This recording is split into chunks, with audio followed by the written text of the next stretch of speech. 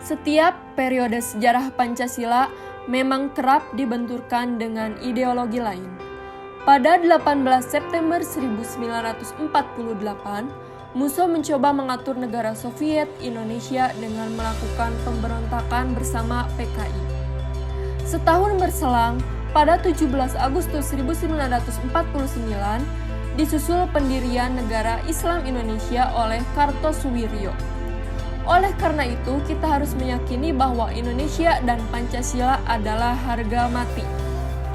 Ideologi negara Indonesia sampai kapanpun adalah Pancasila.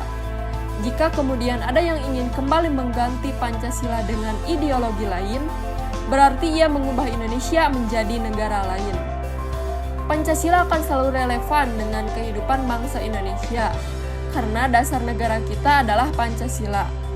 Artinya, bukan Pancasila yang seharusnya mengikuti kehidupan bangsa Indonesia, tetapi bangsa Indonesia lah yang harus mengimplementasikannya Pancasila dalam kehidupan sehari-hari. Kini, di mana tidak ada lagi batas antar negara, dampaknya akses terhadap kebudayaan lain, baik positif maupun negatif, termasuk ideologi lain yang bertolak belakang dengan Pancasila menjadi semakin mudah. Oleh karena itu, memahami kembali fungsi Pancasila adalah hal yang harus dikedepankan agar nilai-nilai Pancasila dioperasionalkan dalam kehidupan nyata berbangsa dan bernegara oleh setiap individu.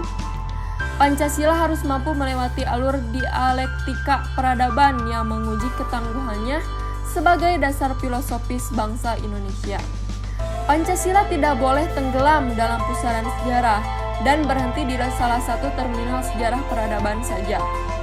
Pancasila dan generasi muda harus bisa mengoperasionalkan Pancasila dalam berpikir, berucap, dan bertindak karena Pancasila sedang berada dalam jalur.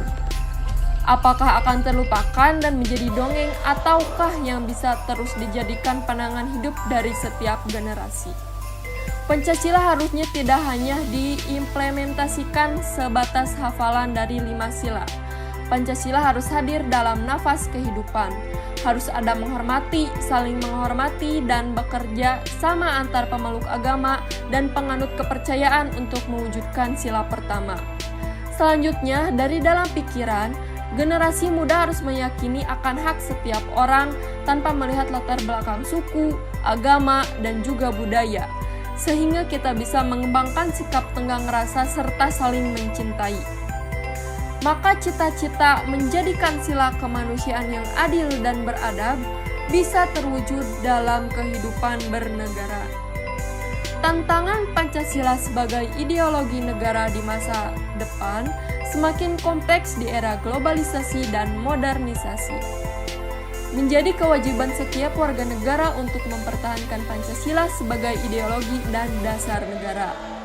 Tantangan Pancasila di masa depan adalah peranan pemerintah sebagai penyelenggara negara dan warga negara dalam mempertahankan eksistensi Pancasila sebagai ideologi besar di dunia yang digunakan oleh Indonesia. Sehingga perlu pembelajaran yang mendalam untuk mempertahankan Pancasila sebagai ideologi negara.